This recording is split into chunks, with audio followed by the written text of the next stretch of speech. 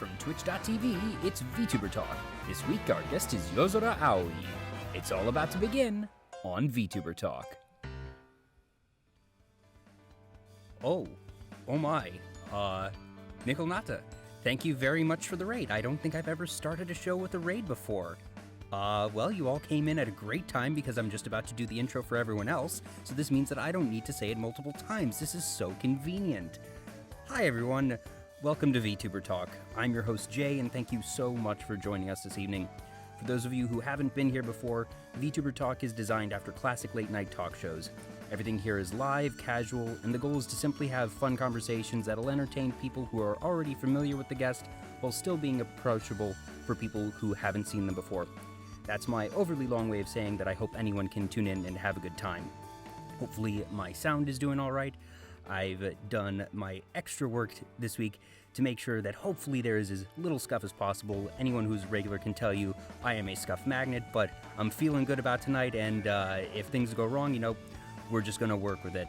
So thank you all so much for being here, and already had a number of follows. Thank you, Tano Natso, Ninja Pizza, Little S, We Stand VTubers, TNK Tachibana, TV Head, Beyond Horizon, Nickel Nata, Astravon, Hecate, Based Kaz, Friliki? I hope I pronounced that right.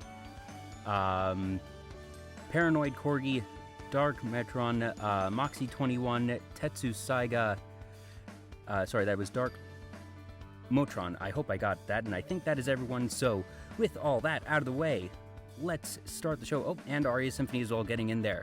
So please welcome my guest for this evening, Yozora. Hello. It's me. There we Hello, go. Everyone. Oh, it is me. Hi. It is you. Yes, welcome. Hopefully the audio levels are good for everybody, and the background music isn't too loud but still audible. We'll see. We'll see when someone yells at you. Yeah, we'll That's figure it out. That's usually how these things go. Yeah. So I always use the audio, the BGM from my guests to help sort of bring the mood together to be more representative of them. And yours in particular, Yozo, is super beautiful. That I just sort of left it on for a couple minutes and forgot I had left it on while I was prepping some other things today. So really, really nice choice of BGM. And I realized I don't know how many times I've heard it, because you don't spend a ton of time on your Just Talking streams. You're doing a lot of stuff in-game and just lots of action. You have your game audio, but top-notch BGM right here. Thank you. I went into a giant rabbit hole of like Japanese royalty-free music, which is significantly different than English royalty-free music. Yes, I've done the same. That anything that I'm using that isn't provided by my guests is courtesy of DOVA Syndrome, and yeah, great place to go. I'm not sure if this is where you got yours, but Yeah. Yep, DOVA Syndrome, all reliable. Heck, even Hololive, you will find a lot of their music comes from there. Really good place. So for any VTubers or just content creators who might be in the audience tonight, really good place. It's just DOVA Syndrome. Yeah, royalty-free music is where it's at. Absolutely. In 2020. Indeed, especially in the wonderful world of Twitch.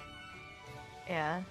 It's just frustrating because, like, you could be using a soundtrack for a long time and then not notice that all of your Just Talking segments got muted. And then no one knows what you say. Yep, that is not good. Which could be a positive. Yes. Also, it seems my alert box is not working. I thought I changed the layer, but thank you for the follow, the Lazy Artist. And we sort of just jumped right in, but I suppose if we could get a nice intro for you, Yozo. So I'm sure a number of people here are already very familiar with you, but for anyone who isn't... Oh, okay, there's the alert box, so I guess it is working. Anyways, tell us a bit about yourself. What do people need to know when meeting Yozora Aoi? Oh, yikes. So this is something that I've been thinking about doing for a while, but like a proper self-shill, but I'll try my best. I'm Yozora Aoi. I'm a trash panda. I really enjoy weeb garbage. I play a lot of action games these days, and I get spooked easily, and I'm pretty loud. Hey, I loud like is weed good. Make sure garbage. that people That's- can hear that's- you. Yeah, exactly. For the people in the back, I'm here for you. Absolutely. Hey, you can turn the volume down on your machine if you need to. Yeah, that's not my problem. So, for some recent stuff with you, Yozo, you actually just started, well, I suppose, I don't know if it's necessarily, I'd say if you started, but you and a group of other VTubers have collectively started your own stream team. It's called Yokomeshi. You all announced this just about a week ago, and you're all having your official launch event tomorrow. It's going to be at 5 p.m. Eastern Time on your channel.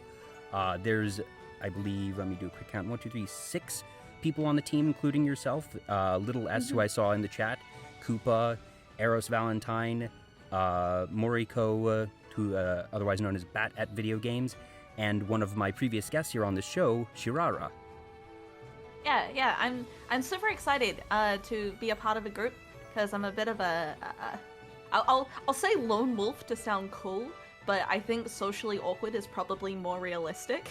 And to be fair, I think that describes a very large proportion of the VTuber community.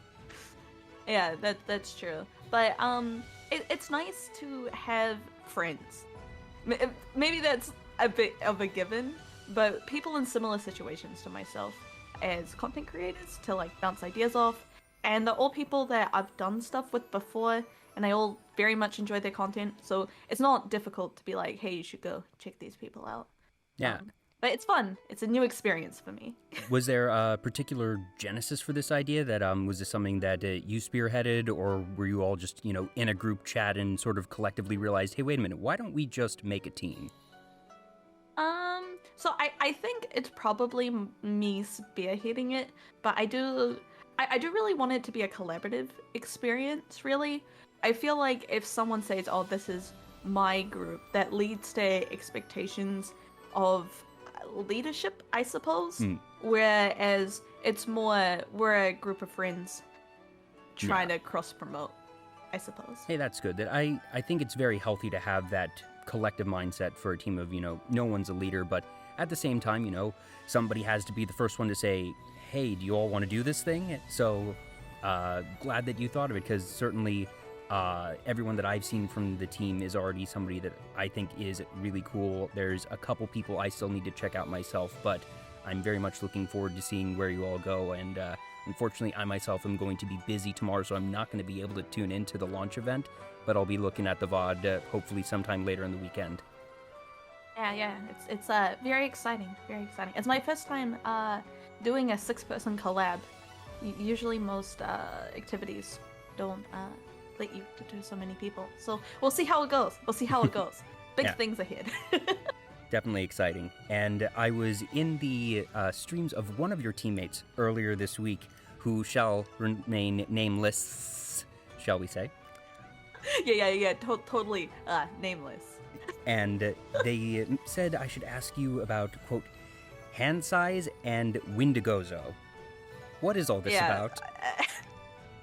God, okay, so, I unfortunately have done a hand reveal. I know, scandalous, absolutely scandalous. Gasp.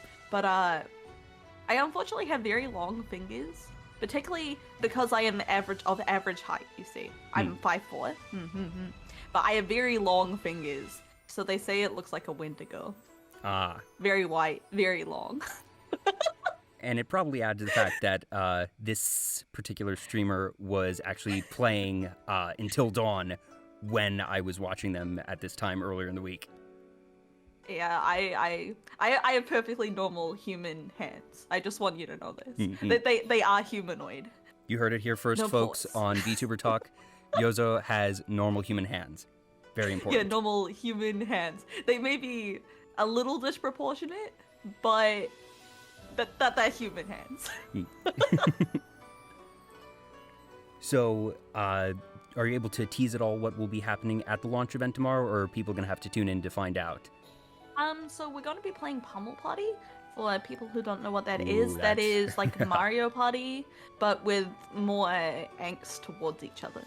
I think it's a good launch event because we can all decide we hate each other from day one. Yes. As long as it's mutual hatred, it's still productive, right? Exactly. It's trial by fire. We'll see how it goes. Yes, we'll see if there's still 6 people on the team at the end of the day. Yeah. We'll see. We'll cull the week. But in all seriousness, I'm sure it's going to be a great time. So if you're here tonight, definitely tune into that tomorrow. So when you're not doing 6-person collabs, you're, as you mentioned, usually playing a lot of action games, but you told me that you have some other tastes when it comes to your off-stream games. Yeah. So I am a big JRPG weeaboo, unfortunately. I enjoy reading and story-based stuff, but that doesn't lead itself to streaming particularly well. I enjoy the Fire Emblem or 60 Chess. How have I never heard it called that before? But it is 60 Oh, you're Chess. absolutely correct, which is why I'm so surprised I've never heard it called that before. I mean, I think some people are not willing to admit what the things they like actually are.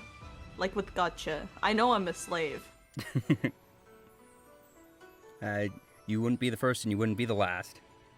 So when it comes to Fire Emblem, since you mentioned gacha, I assume that this means that the games you played include the mobile games as well as the handhelds and the console ones. So I tried to play Heroes, but then I got really burnt on multiple banners, and there's nothing to kill your love of a game than spending hundreds of dollars for And nothing. not getting what you're looking for. Yeah. But I do have Chrome over here in the background.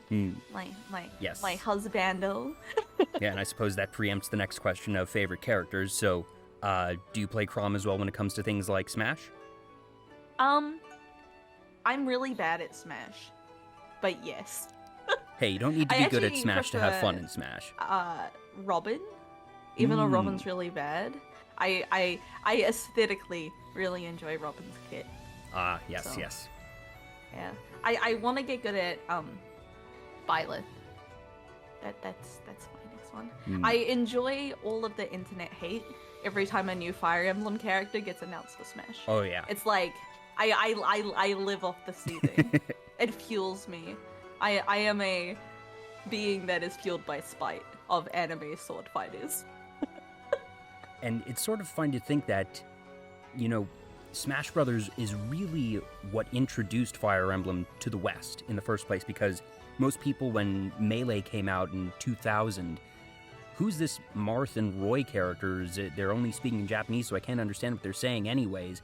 And you fast forward now 20 years, and it's, as you mentioned, basically a meme of, oh gosh, are they going to add another Fire Emblem character? Because there are so many, and that really was, if you just sort of look at the timeline, the start of when Fire Emblem got released in the West and when it really had the rise of the fandom outside of Japan, because until then, it was really just a Japanese franchise. Yeah, I think I had the same thing that most people had as an introduction to Fire Emblem, which is just like, who is Marth and Roy? Yeah. I will go Google the game, and then I'm like, oh, I like strategy games. Yeah, that sounds neat. And that's how you do it. And they use use that sort of as their springboard to legitimize launching Fire Emblem 1 and Sacred Stones on the Game Boy Advance, which is around the same time. Yeah. So my first introduction to strategy games was Final Fantasy Tactics Advance. Okay, so a very similar one. Yeah. And like, I have done every single mission on that game. I bought the game twice so I could play with myself to do the co-op. Wow. I never had that one myself. I played a mission or two on friends' games, but I remember that it was very similar, that it was a grid-based strategy game, and it was also on the Game Boy Advance, so they were probably the two closest analogies to each other at the time. Yeah. The gameplay is very similar. But I think as I get older, I probably enjoy more serious turn-based tactics games than I did as a kid. But it still holds a very near and dear place to my heart. For sure. Rattenmensch in the chat asks, did you buy Pokemon twice so you could catch them all? I know for myself, I did not. I just traded for those. So I I boycotted Sword and Shield by only buying one copy. Oh. So I have bought every double version plus the third version of every Pokemon game. Oh boy. Up until Sword and Shield. Yes, because And then I'm like, this is my boycott. You get half. you get half. Yes, I know you're a big right? Pokemon fan because you mentioned that you actually have a entire Pokemon plushie collection. I do. I've been collecting since I was like a wee little 90s babe. So Back then, I it have was a lot hard of to find good plushies. That there were maybe a couple that you could get at like Toys R Us or something, but it was really just Pikachu and maybe Jigglypuff if you were lucky. Yeah. So they were very difficult to get. A lot of the ones that I had were imported from Japan. Yeah. I like saved up all my pocket money just to buy like so many Pokemon plushies. Yeah. So I have all of the original 150. Oh, so you have completed most, that? You Yeah, wow. completed set. Most of the 250 from Johto, and then after that I just started picking favorites. Do you recall what your most recent one is? So last year I went to Japan and visited the Pokemon Center for the first time. And that was an expensive day for me. I'll say. I can imagine so. So I would say probably the one that I was most happy about getting is a Superior, the snake. Yeah. From Gen 5. Yeah. The starter, like, Snivy. Yeah. He's like significantly bigger than all my other plushies. And he has a posable tail. Ooh, that's neat. Yeah. Yeah, because they've started making some particularly big ones in recent years. I know that there's Slowpoke, Snorlax. I'm blanking on a couple of the others, but the most recent one I saw was just this, like, 3-foot Slowpoke, I think. I don't even know if it's on sale yet or if it's still in the pre-order phase, but I know that is in production and available even here in the US for purchase online. Yeah. So there's the life-size Slowpoke. I have learned as I've gotten older, when you collect plushies, you run out of space very quickly. So I try to steer away from large plushies. Yeah, but I do have a life-size Magikarp. His name is the Champ. That's so good. Now, is this one of the splashing Magikarp, or is it just a stationary one? So technically, he's just a regular life-size, like, just plush one, so it doesn't do anything special. But when I received him, his stuffing isn't correctly in him, so his face is kind of like warped. But I feel like that adds character, you know? Truly, it makes the them champ. more powerful. Yes. Yeah, exactly. Yeah, I have a couple, not enough for it to be called a proper collection, but I have, I think, probably 6 or 8. I've got Mudkip, because Mudkip is just my favorite starters. Yes, I know it is a meme, but I do indeed like Mudkips. I think one of the most unique ones I have I got from the, it's not the Pokemon Center, but Nintendo World in New York City. That's where I got a good number of these. It's a snowman Pikachu with a little parka and hat on it. Very cute, but it's fluffy and white, and it's, neat. Yeah, the cosplay Pikachus are like one of my favorite as collectibles, but there are so many. There are. My favorite one that I do have before, I guess now that I'm doing VTubing full time, but when I went into the office, like pre-COVID stuff, I had a Celery Man Pikachu. He had like glasses and a briefcase and a little suit. I think I've seen that one. Yeah, and I would have him on my desk. That's great. That's great. Yeah, I bought a substitute plush as well. That is one of the ones in my collection. When I like lift my disc, I would like just leave it put there the in plushie. Mm-hmm. It's like, and I don't think anyone really called me out on it. They were just like, "This is the weird office lady with the plushies." But working with non-weebs is difficult. I'm very spoiled. I work for a mobile game developer by day, so it's the type of thing I didn't have a chance to use mine for that purpose. But I'd like to think that hopefully a couple would have gotten it, but I can totally get of, if you don't understand it, why'd you just leave that plushie in her seat? Yeah, it's cute. It's cute. Yes, it's cute. Do you have a favorite among your collection, or is that too difficult a question to answer? It's pretty difficult. I would say, maybe my Electivire.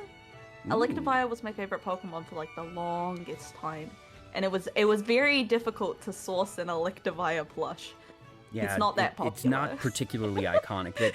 It was one of the ones that was like the first reveals of 4th gen, if memory serves, because it was that and Magmortar were promos I remember that you could get, but even with that, it hasn't really, maintained a top billing spot. Yeah, he even was like the partner Pokemon of the main rival in the Pokemon Gen 4 anime. And no one likes my boy. No one likes my boy, and it makes me very upset. Go. Love Electivire. He's very fluffy.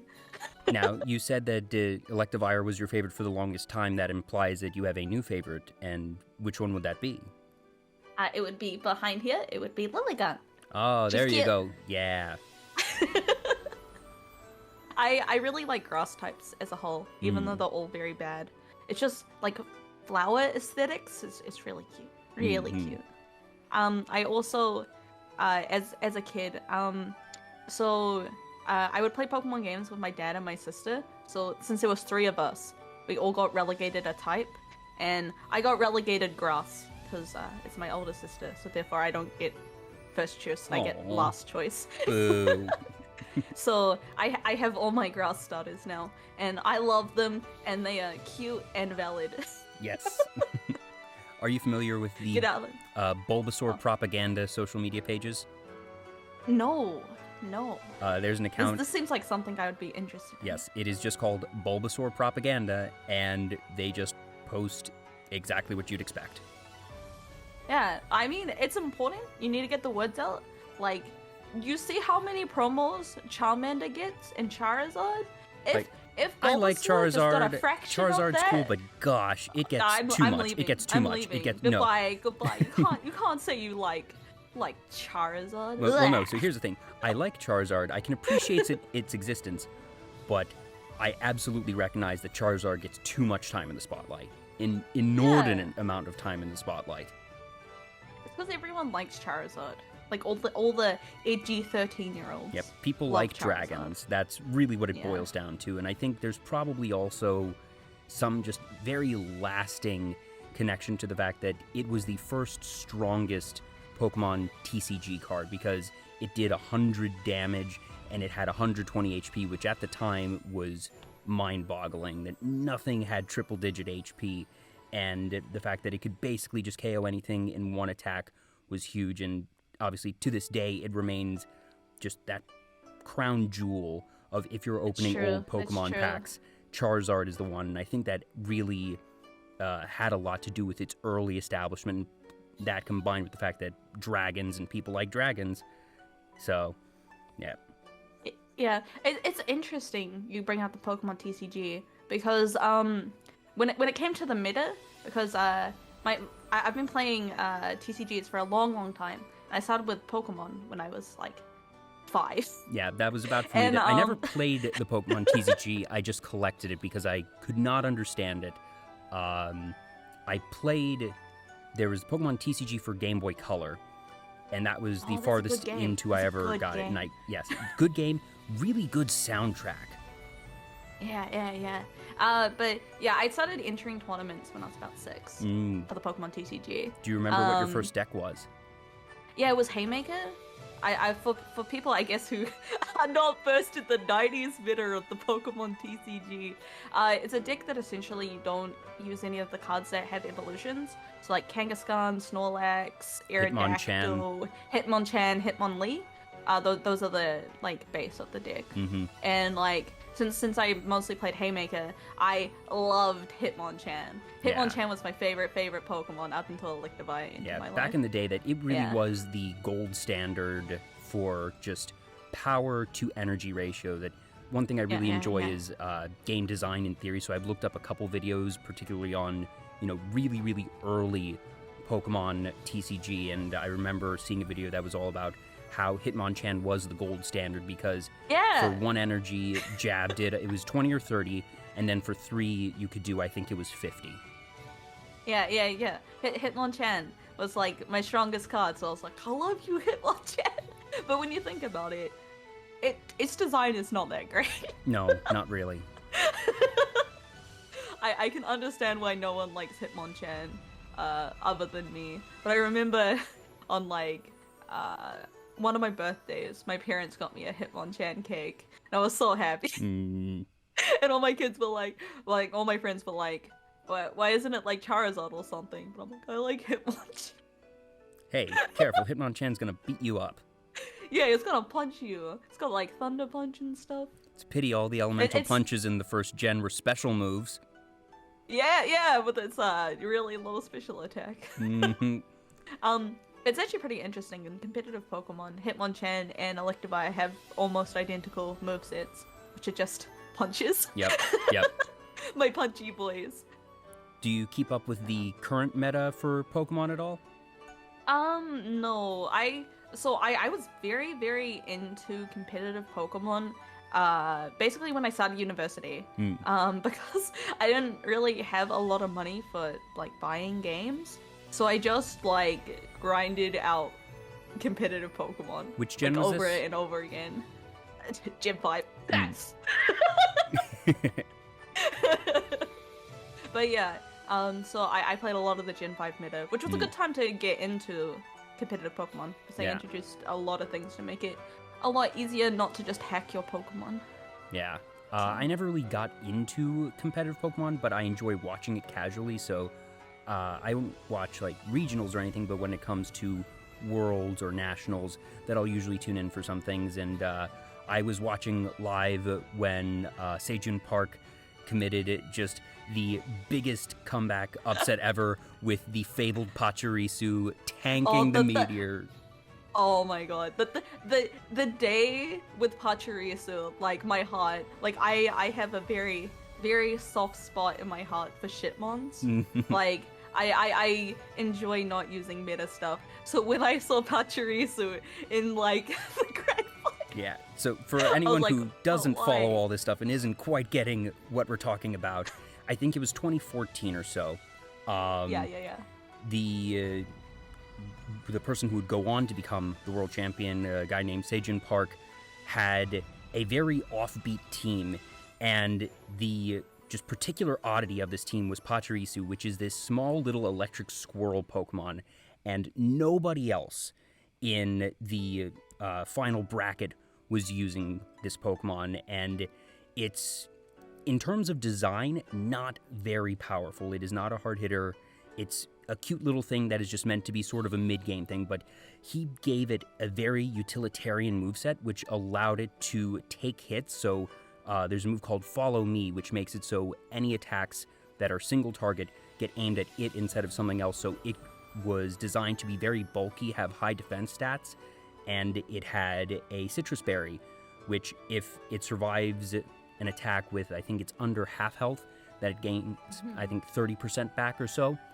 And the opponent had a Salamence, which is, at that point, one of the most powerful Pokemon in the meta, and it used Draco Meteor, which is just, overdrive attack, that after using this particular attack, its offensive stats get halved, because this one hit is supposed to be so powerful.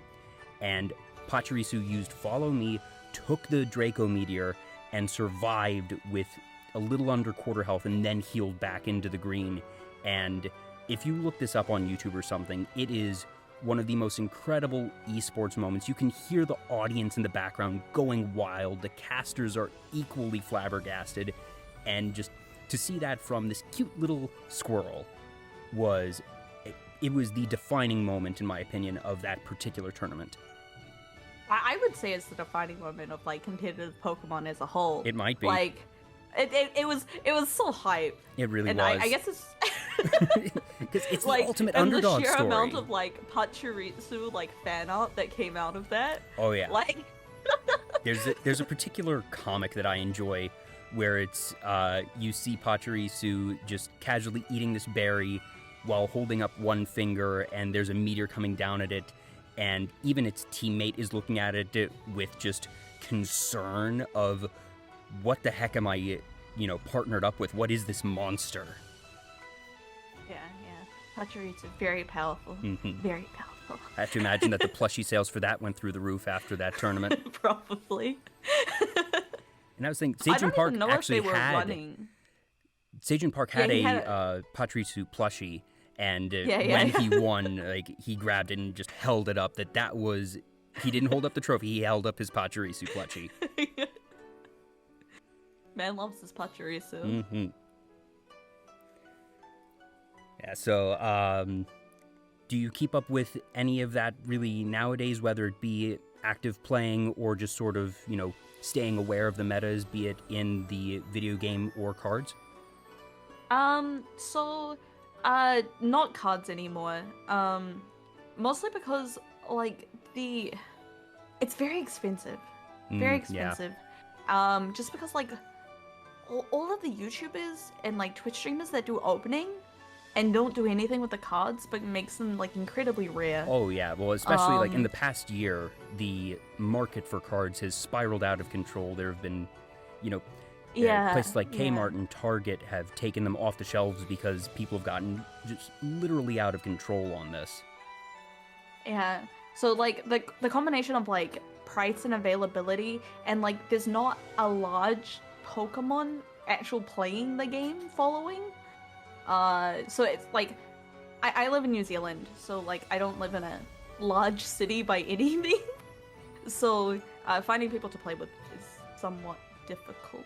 Well, it'd be difficult for anyone in the past year. Most places, most true as well. local game stores just haven't had events. Yeah, and I don't really like online TCGs very much. Understandable. I like shuffling cards. Yeah, just there's a very tactile thing for shuffling, and just there's a social aspect of it that while you're playing the game that I play Magic the Gathering, which I know you do as well, and we'll get to that soon enough, but I always enjoyed going to the shop and being able to just, banter a bit with whoever's across the table from me, and, some people are more sociable than others, and that's fine, but it's something that doesn't even have the option of occurring when it's a purely online game. Yeah, and they also, restrict chat options to stop BM and that sort of stuff. And I agree that should happen online.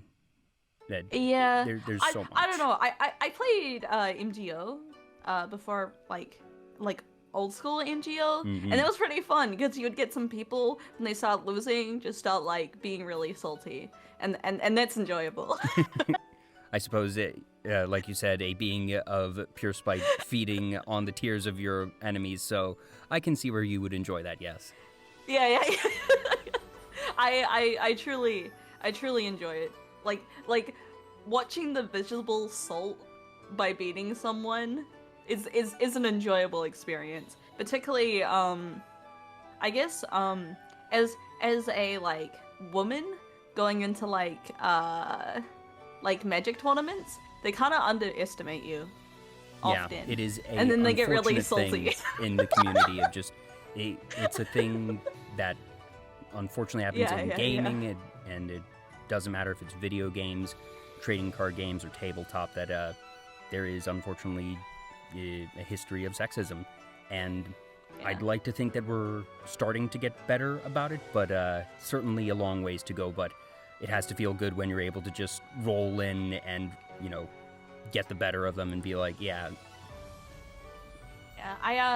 A while ago, when I was still into competitive Pokemon, I entered a tournament, and all the way through, I borrowed one of my friends' DS's at the time, and it was pink. And I put all my Pokemon into love balls, and then I gave them all really cutesy nicknames. Oh, you're just leaning into it now. I'm just here with my friends. Oh my gosh! But I ended up you were hustling them. I was. I really was. Yeah. So I was I'm just here to support my friends. I just entered for fun, and I ended up winning a couple $1,000, which was pretty nice. Yes, that's fantastic. Yeah, but it's their fault for getting hustled. you know?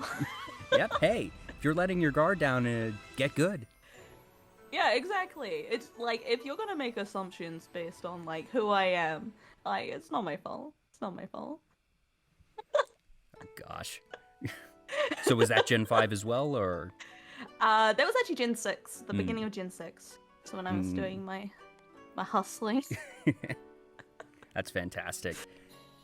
So, on Magic the Gathering, because like I mentioned, that's one that I play. I mostly do Draft, which, for those who don't know, it's a format where you don't go in with a deck built already, that you and 7 others sit at a table, at least back when it was done physically, and you have 3 booster packs. You open one, pick out 1 card, pass the rest, which means you're getting past some from the other side, pick 1, and repeat that process. So you're able to select things, and it's colloquially called reading signals, when you can tell, all right, this pack has been passed 5 times, and there's still this really good card here, so that means that the other people who passed it probably aren't playing this type of deck, so maybe I should move in. So there's that extra layer of strategy involved, and that's how I play. But if memory serves, you're mostly a constructed player. I am mostly a constructed player, but I do a fair amount of drafts just to pick up cards. Because it's a more fun way than just opening packs. For sure, yeah. Like, you get double value. Yeah. Double value out of it. And goodness knows that even though I don't play constructed, I would absolutely value pick cards. That if I open something that I know is worth $20, I'm picking that card even if it's better than, or even if it's not something that goes into my deck, because then I'm going to sell it to fund my next draft. Yeah.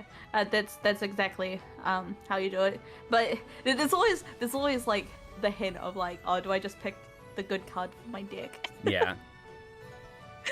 the value trade-off there. Yeah. Like, if I win the whole thing, I'll like earn it back in prize money. Yeah. Do you remember Goifgate from a couple years back? Yeah. TLDR for those in the chat is basically there was a high-profile tournament and somebody opened a foil version of a very valuable card, and all the cards in this particular tournament were being stamped for validation. That way you know that none of the competitors, brought their own cards in.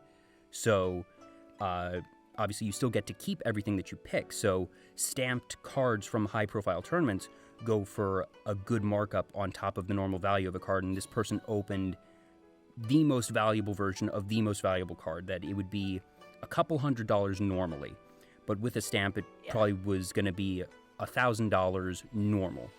But yeah. So there's the commentators watching him do the draft and considering it, and he takes the card over something that is very obviously better for his deck, and it was actually a big thing in the community of, all right, like, what would you do in that situation? I know the player ended up selling it for $10,000 on eBay, but he also did it as a charity thing where, like, half went to some charity of his choice. So he turned that into, one, a bit of a advertisement for himself, but also was able to give back to a good cause. So that was neat.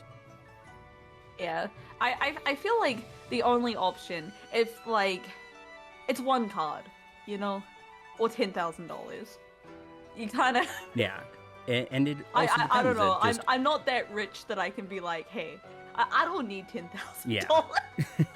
Like, even if it's only 1,000, that it's the question of, all right, does this one card, what are the odds that I will need to draw this singular card and that it will get me out of a situation and win me a game that no other card would win me, versus the guarantee of, all right, I pocket $1,000 right now or more. And exactly. In the end, I would have taken the Goif as well. Yeah, I think everyone would. Yeah. I think you're like, kidding yourself if you wouldn't. Yeah, there were some pros that were like, oh no, I would absolutely not even consider it. That very purist mindset, and it's easy to say that from the comfort of Twitter when you're not actually faced with that decision and a timer of 30 seconds to make it. Yeah. But when you're actually playing constructed, what formats do you normally play? So I like standard the best, but I have dabbled in pretty much anything. I am unfortunately a bit of a meta slave, Nowadays everyone is. Yeah, I know. I like tempo. Tempo is my favorite type of deck. Mm-hmm. I don't like control very much, mostly because it requires too much thinking. Fair. And like at a Grand Prix or something, you're there for like 10 hours. Yeah, and it of, can like, be taxing. Back-to-back games, and like by the time I get to the like games that matter at the end of the day, like my brain does not work that well. I've always had a feeling that just red deck wins performing well in tournaments is partially because if a deck is not prepared for something hyper aggressive, they're going to lose. But then also just at the end of the day, like you said, control is a very, very cerebral archetype of you need to be thinking about all the options that your opponents might have as you go. But if you're just mono red, it's okay. I draw, I play land. How many creatures can I play from my hand? Slam it on the table. I turn them sideways, and math is for blockers. Exactly. I throw it into your court, and you do the thinking for me. And hope that near the end of the day, they make a mistake. Yeah. On top of it and being just a very legitimate strategy to begin with. Yeah. No shame in red deck wins. For sure. Do you remember what the last tournament that you participated in person was? Maybe the Magic World Cup in 2019, I think, maybe. So I assume that this was the national qualifiers, or did you? Well, it would be the qualifiers. I was like, if you made the team, that might be doxing yourself. Yeah. I got very close twice. I entered 2 of the qualifiers and I got second both times, which was inherently very frustrating. But hopefully you still walked away with some good prize support. It was still like a couple $100, but I mean, free international travel is pretty pog. For sure, yeah. I have a bad tendency to choke in life. Like, I choke under pressure. To be fair, a lot of people do. Yeah, but you would think after choking, like, 100 times, you'd get slightly better at not choking. But no. Like, if I can see myself, like, very close to, like, winning TM, I'll just start choking. And I don't know why. But it always happens. Well, it happens in video games, too. Like, if a boss is almost dead, I'll just, like, I don't know, not press the buttons properly, and then choke. Well, hopefully, once, we are able to go quote-unquote back to normal and that in-person tournaments resume, that hopefully nationals will continue to be a thing. Not sure, because the Magic competitive scene is currently in flux, shall we say. And I don't think so, because they're doing the Mythic qualifiers now, rather than like nationals, like the stuff. Professional stuff. Yeah. And like basically, like, it's impossible to maintain your like pro rankings. Yeah. With no like events on. It's an interesting trade-off, because in some ways it's much more accessible, because it used to be if you didn't live in a big town that hosted a qualifier, then you were blocked from entry to begin with, and that you would not be able to even really attempt to get into the pro scene. Whereas now, if you have an internet connection, you have a chance to make money in a high-level tournament. But you're absolutely correct that maintaining what would be, staying on the gravy train as it was back in the day is not really tenable anymore. So it's that trade-off of, okay, it's no longer as top-heavy, where, the top 100 or so players are able to make a living, but now maybe a couple thousand players are able to go home with a sizable chunk of change. So I have mixed feelings on it, but it is what it is. It is. It's also, I think it's something that other, I guess, countries don't think about, but the American and European brackets are significantly easier to go to than the Asian brackets, because when it comes to events, you have to travel countries, and so that's what I did for a bit. So like going to Australia or like Japan or like Vietnam and stuff, just to hit your qualifier points because they have limited ones per country. Yeah. Whereas the US US has it by state. Mm-hmm. So like traveling between states is not as difficult nearly as the it for same. me in New Zealand to go to Japan. Yeah. The other issues is that you have to become incredibly familiar with the cards because they're printed in the local language most of the time. So you'll get a whole bunch of people coming in with their like homebrew deck of stuff you've like haven't played against, and their cards are Yeah, and all you need to get a in judge Japanese. and make sure that they translate all the cards. And the if judge is someone... in Japanese too, and you're Ah. like, oh, my Japanese is not this good. Well, I had considered the travel issues before. I had not considered the local language printings and language barrier consideration for rogue decks before, but oh gosh, you're absolutely right. Yeah, so you essentially need to know the entirety of the set and the interactions between the set because you can't rely on the judges to and help that's a you problem. if you don't speak the local language. And you say that as someone, you've said you yourself, I don't know if it's current, but that you were at one point a level 2 judge, which means you passed through not only the introductory level, but back in the day there was 3 levels of judges, and one was where you would start. You could then get recommended and take some tests to get to 2, and there were very, very few level 3 judges. That I would say well under 10% of judges were level 3 judges. Yeah, so I just mean, the fact that it's you were high level on 2, impossible that you to get, level 3 judges is like you have to like dedicate your life to being a level 3 judge.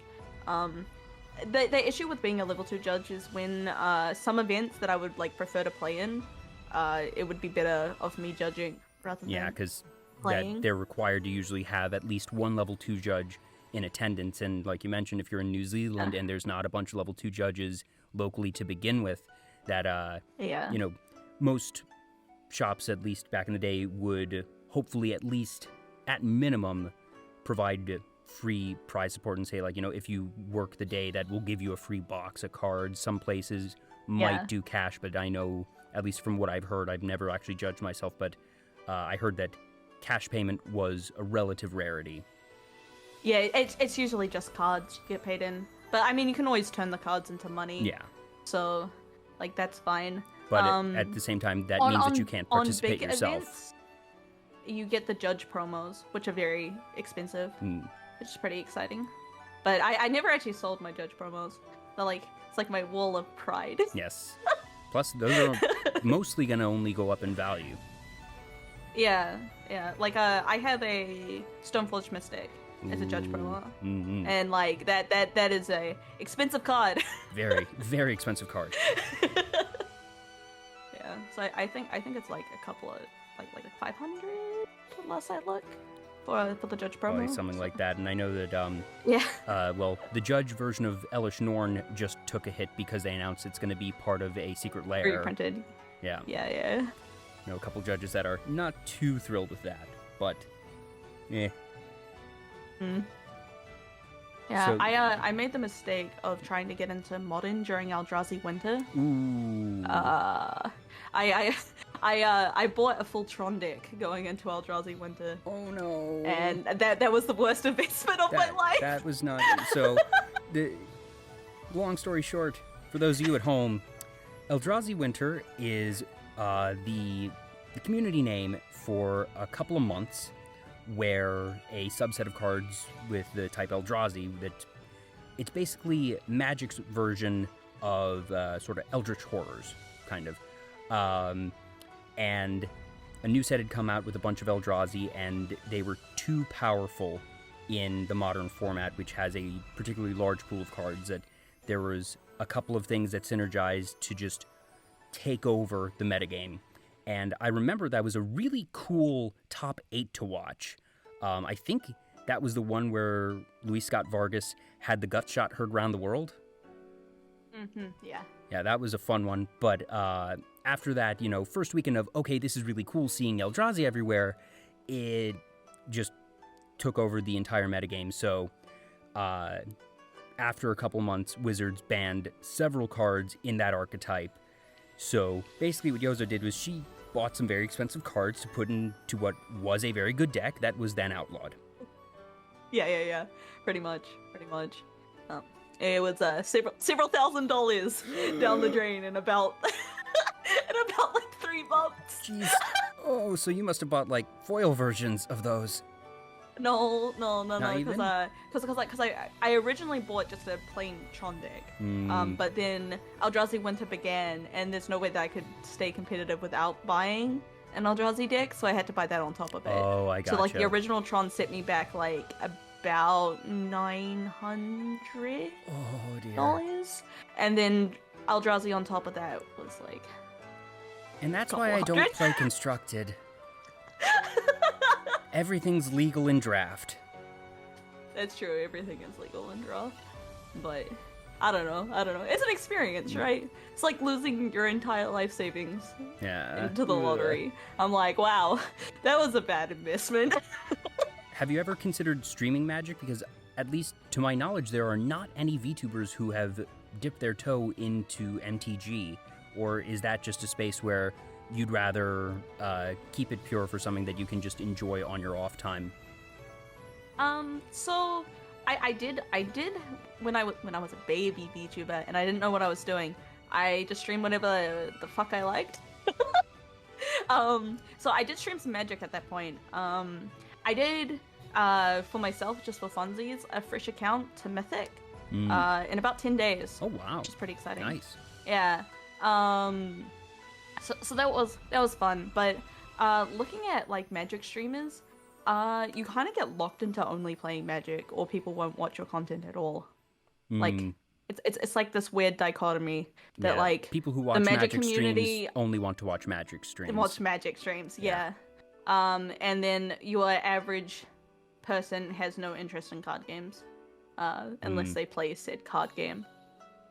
So I don't think, unless I only want to play Magic forever, which I really no. I couldn't do it. I can see how that would definitely be a thing for a new streamer, but maybe since you now have, relatively good following, and there's several people in the chat who definitely know what we're talking about, so I don't know, maybe it's worth experimenting once or twice. I could absolutely believe that it is still not worth your while. But I wonder if there is a difference for a new streamer versus one with a more established watcher base. Following? Yeah. I think, so I have a degree in marketing, and there's a degree of expectations of consumers after they consumed a product for a while, which, when it comes to streaming, that's essentially what it is. It's just like consuming entertainment as a product. And to switch that up can be disruptive. To switch that up, you kind of lose your brand identity. Very fair. Which like, I don't think on an individual basis would be an issue, but for like stable long-term growth, you want to be consistent in your branding. Yeah. No, marketing is actually my background. Is also I completely understand that. Yeah. Oh well. Hey, at least you still have that for. On your off time. Yeah. I can have fun doing terrible things on my own time. But I think the good thing about streaming is that like a game that would necessarily be a debuff for one streamer would be a buff for another, depending on how you approach it. Yeah. Which is kind of fun in its own way. Do you have any particular instances where you've sort of stumbled across something that might have been, as you say, a debuff for others, but a buff for you? So I play a lot of Soulsborne content. A lot of Soulsborne content. And like quite often I just sit on one boss for like 4 hours. And you were on some terrifying spider demon thing last night, not for someone with arachnophobia. I do not have arachnophobia, but I was watching that and I was like, oh geez, like, if someone does not like spiders, like those were just terrifying. Yeah, and I could see if you're just like, I don't know, if you do toe licking ASMR or something else as your main content, you would probably struggle to maintain people to watch you smash your head against the wall for 4 hours. But if you do it enough, the people who enjoy wall smashing will find you. So, in a way, I mean, that's content I enjoy to make. I enjoy challenging myself. I am a gamer. I enjoy beating challenges that are designed to be beaten. Yeah, and you're very good at staying calm under the pressure that even if you have to go back and fight multiple times, that I don't think I've ever seen you get, particularly tilted. That agitated for sure, but who doesn't? Yeah. I mean, I've rage quit a couple times. I think I've only like actually fully rage quit the stream exactly one time that I can remember, which is in Devil May Cry 4 fighting Dante as Nero. I got real butt mad and just ended the stream.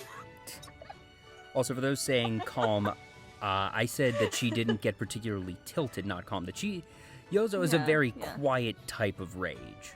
That not necessarily calm, but she's not going to be one that's, yelling very loud obscenities at the game. That there's different types of rage and uncalm. Yeah, I think that's something that it's a very good life skill to have. That I genuinely had to learn over time, which is like recognizing when you're going on tilt and stopping it. Like, there's a difference between being mad at something and then just straight tilting. Because, but particularly in, like, Magic, if you start tilting, it's all over. Like, there's a degree of mental fortitude you need to, like, be in a losing situation, but still be okay with that. Yeah. And I guess streaming as well. Like, you'll have bad streams, bad days. And it's all about learning how to deal with the bad feelings that go along with that, I suppose. Yeah, just knowing yourself enough to recognize, all right, when am I getting to the point where I'm just not having fun, and that it might adversely not only affect me, but just the quality of my stream. Yeah. It's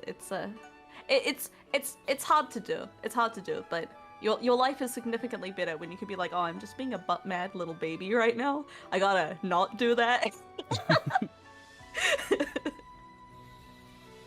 So a couple people in chat were saying, mod check, did I miss something? I don't think so. Hopefully not. Maybe they're just messing with me. Maybe. Mods do your jobs. Yeah. If something does happen and I miss it, you can point out someone in chat to me that I can mod for the evening to help make sure that I don't miss anything. Oh. They're now just spamming the Yozora bully. No. See, my mods are here and they still gotta do their jobs. Do your job, mods. We are free now. Or are you? I could have you modded in one click, Get Mox. back in the basement. Yes, because, you do have one of your redeems is banning mods, right? Or am I thinking of somebody else? It's just banning someone random. So the bot picks someone who's talked in the last 10 minutes, and we just ban them. I don't know, it's pretty fun. I do very much enjoy having a PvP-enabled chat. It does add its very own brand of chaos, for sure. Yeah. I do worry sometimes that some people do not enjoy getting banned, but it seems okay. Most people understand that it's in good fun. Yeah. And it's not very long. It's only like 5 minutes. So. Oh yes, Tetsu's correcting me. Yeah, Bat's the one with the public execution to unmod a mod for 24 hours. So it's a teammate. I'm close. I'm not completely crazy. Yeah.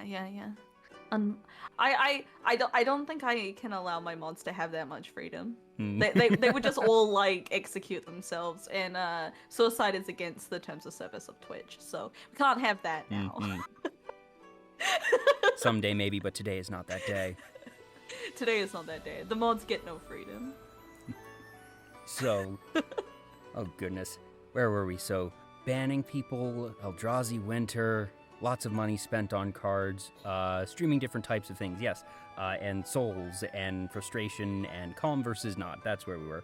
There's a difference between being on tilt and being angry. Yes. The different things. Yeah. Do you remember the last time that you just found yourself crossing that line and sort of catching yourself? s- I think it happens often, really. For me, I'm a pretty, I guess, emotionally charged human being, question mark. So it's just something that you catch yourself being like, am I taking this seriously, or am I just getting mad for no reason, I suppose. But I play a lot of rage bait, and I put myself in situations to get rage baited. So Yeah, you at least that's probably why it you comes set yourself so up, but you often. also are pretty good about managing it. That at least Yeah.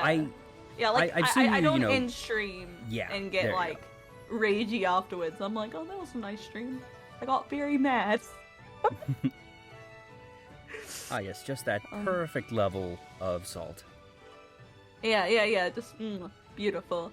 What's life without a little salt? You know, Indeed, it's for indeed. flavor. But yeah, I guess something that I never thought I would stream or play as a whole is horror game. Because I'm a coward. I am such a large coward. Oh yes, there's the squeak but- counter. Yeah, there is the like 600 and something, I think, at this point, squeaks. Because like I get jump scared by like everything. Sometimes my own alerts just jump scare me on regular streams. Like, but I mean, it seems to be going okay, question mark. Well, people enjoyed enough to count your, as Chad is informing us, 650 squeaks. Yeah, 650 squeaks.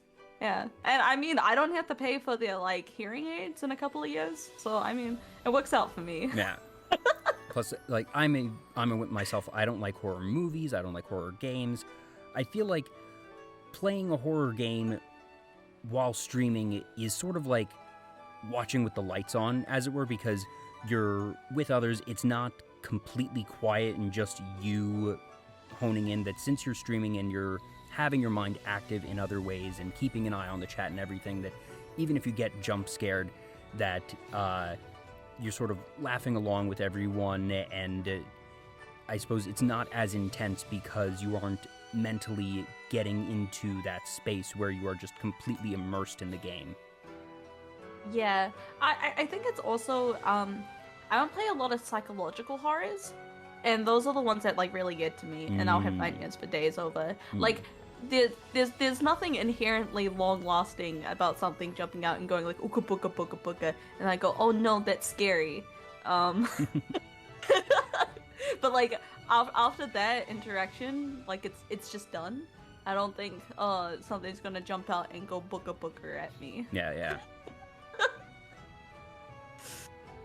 Are there any games or types of games that you've been considering streaming that obviously you covered Alright Magic might not be one, but is there something that you've been tinkering or just thinking about, okay, maybe this is one that I want to add to the rotation? Something that I'm really looking forward to coming out is Mario Golf. Ooh. I love Mario Golf. I know I'm probably shooting shooting myself in the foot by playing it, but like Mario Golf is pretty great. The new one looks good, and I'm hoping that we'll see, the streaming meta, as it were, change it for at least a good week or two when it's released, because it is something very different. Yeah, I mean, that's kind of the fun when like a new game release is that it kind of doesn't matter that much if it's like off meta or not. You can just be like, it's new. Yeah. I want to play it. Yeah. Even if it's off meta, under normal circumstances, whatever is new inherently is the meta for at least 2 weeks. Yeah. And until the hype wears off, and then you're like, oh, Yeah. maybe I shouldn't have done that. Although, I tried to get ahead of the game with Monster Hunter, and then ended up messing it up really bad. Oops. But, these things happen. Monster Hunter was still a fun time, so. Lily Hops, you have to find the rogue deck of the streamer meta. Yep. It's true. I'm out here playing Red Dick Wins, the like brainless Twitch meta. Where are the control players at? Frozen Scarecrow says, pretty sure that was the hot tub streams. No, I think that hot tub streams was absolutely like the top tier deck meta that had to get nerfed by a couple bannings by virtue of them creating an entirely separate category for it. Yeah. Oh, did you see the newest of the evolution of the hot tub meta? No. Of the What do we have? ear-licking eye contact meta? Pardon? I mean, I watch a Yeah. fair number of streams. I'm usually up to date on what the meta is. This one escapes me. Yeah. So basically, you wear like a full body like skin tight latex thing, and then you get an ASMR mic, and then you just like lick the mic. All right, because I know ASMR, and I know that there's ear licking in ASMR. Yeah. I didn't realize that it'd become a particular meta, though. Yeah. That's where all the thought tubs are going. Thought tubs, old news. Old news. It's all about eye contact, ear licking. Wow. In, like, I guess late June. That is one of the advantages of just limiting myself to a talk show and not trying to stream myself. Of I don't need to keep up with the meta. I get to have everyone else tell me what it is. Yeah. You don't need to be ahead of the game when it comes to. So I guess we're not gonna be seeing you licking any ears anytime soon. Unfortunately, no. Disappointing. Absolutely disappointing. Maybe someday, but today is not that day. Who knows? I've considered if I do an interview with someone who specializes in ASMR content, because I've talked with a couple people who do ASMR and one or two who have that as their primary thing, but it's something that I've considered of, all right, maybe the next person that I talk with that specializes in ASMR, maybe I'll do ASMR-esque interview of just, I don't have a 3DO microphone, but I can do the whispering thing for a couple hours, probably. If there would be ear licking in that, I don't know. But stay tuned, ? Like, follow, subscribe. Yeah. Plug. Hit me up when you start licking some ears. Yeah. And I'll be there. Absolutely. Yeah, ASMR is something that I never really thought of or ran into before becoming a Twitch streamer.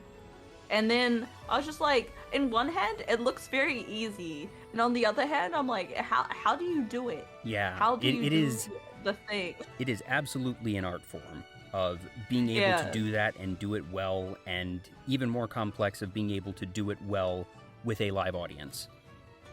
Yeah, I feel like I would just like mess up and like cough into the mic halfway through. And I don't think that is what people are looking for ASMR. Just like...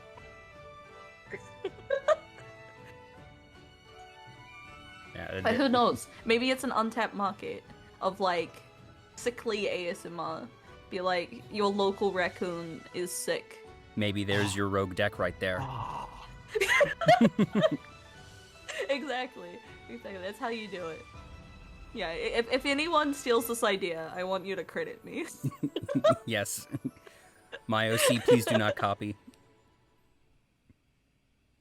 Do not steal. Raccoon with asthma ASMR, oh dear.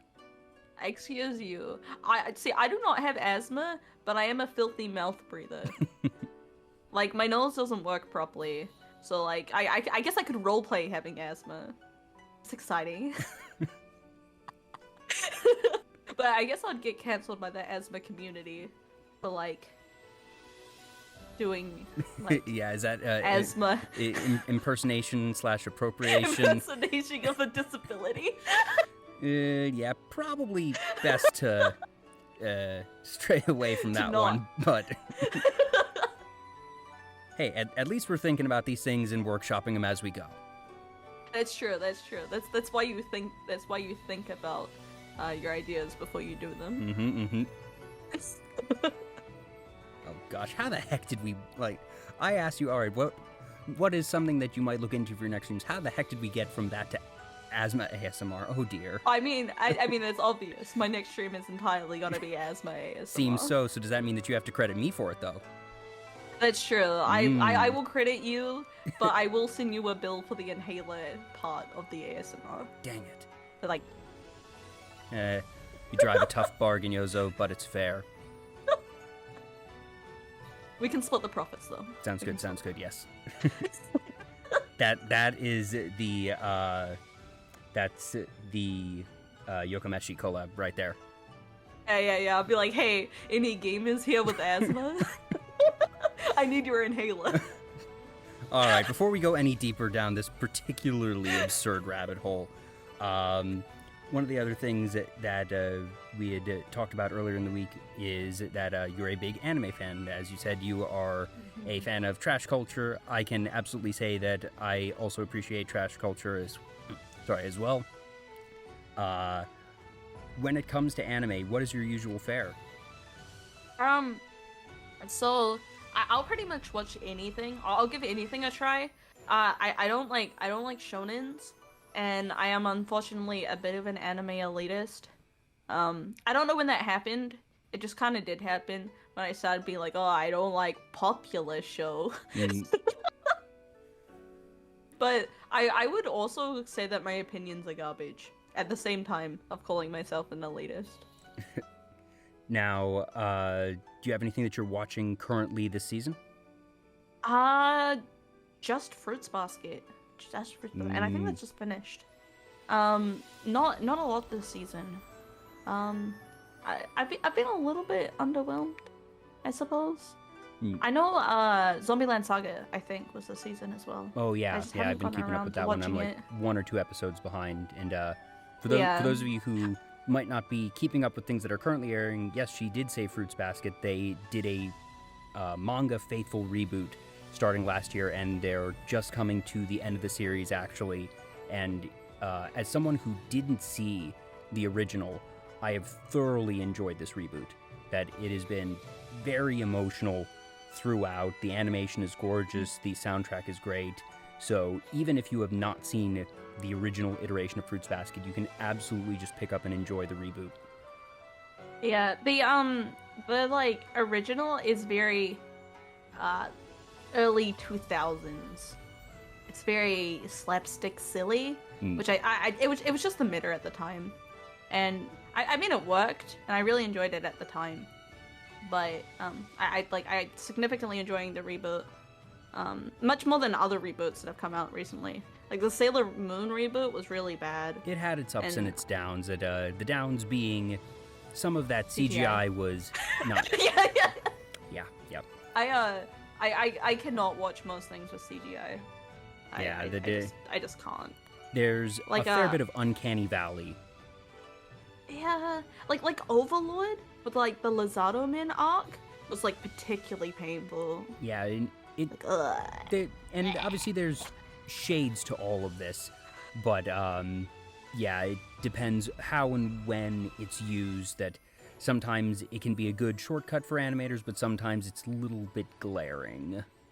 Yeah, I don't know. The more CGI an anime uses, the less I'm interested in watching it. Now, have you seen which one was it? Land of the Lustrous. I have. I watched some of it and I just couldn't. I know lots of people say it's good. I really enjoyed that series. I watch it with my eyes, and my eyes do not like it. This fair. is when the chat all says that I'm filtered by CGI, but that's okay. That's okay. I can admit where I'm filtered.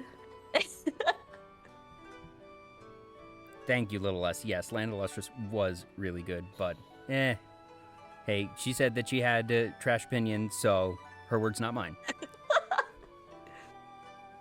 It's the same with Zombieland Saga. The CGI is really bad. Really bad. Yeah, they use that sometimes in the musical numbers, and it's like, okay, I can just very viscerally detect that we have switched styles now. Yeah, and I'm like... And the music's good, I don't know. All the animation outside of that's good. Good, yeah, but as soon as they turn on that CGI, I'm like, do I really want to watch this? Now, they've been doing some interesting stuff for the second season. Like I mentioned, I think I'm 1 episode behind, but still have enjoyed it enough to keep up with it. But I will certainly agree that it has its faults in that department. I Like the only show that's had CGI that I've actually enjoyed was Show by Rock. Ooh, okay. And that's because they like decided to go super chibi with the CGI segments, and they're just like, we're just gonna admit that they're not humans anymore.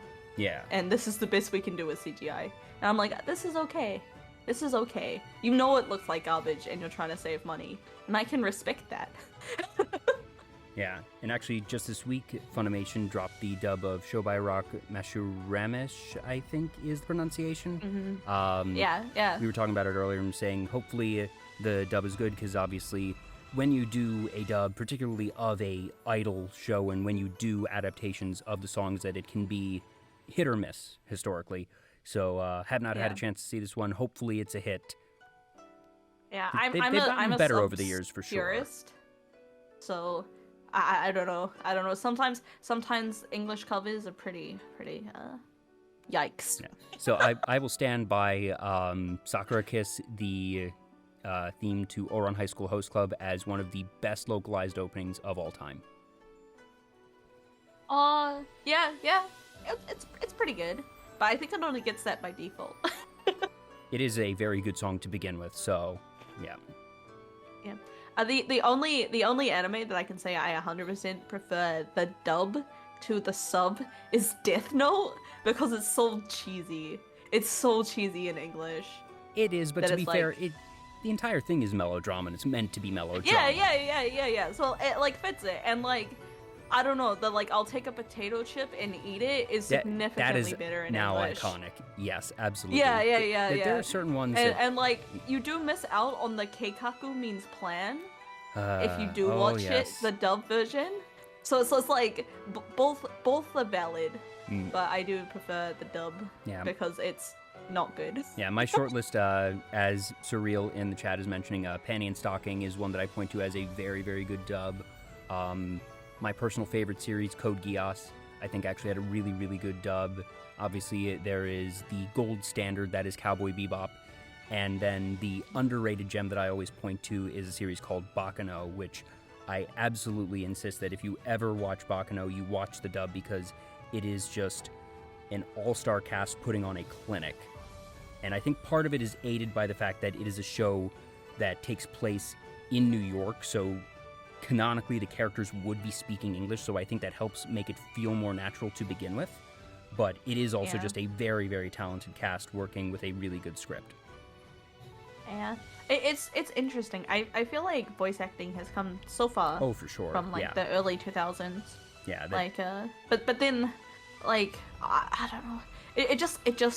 It doesn't sit right with me. It doesn't sit right with me most. Yeah, especially people who grew up watching dubs in the late 90s, early 2000s, when the quality was questionable. We have understandably kind of been scarred by it, and we hold those memories of, all right, this is really awkward in terms of whether it be the performance or the adaptation script, and it's understandable why there are a lot of people, especially in sort of the older guard, that really just leans into, all right, I'm just going to watch the subtitles with the original audio.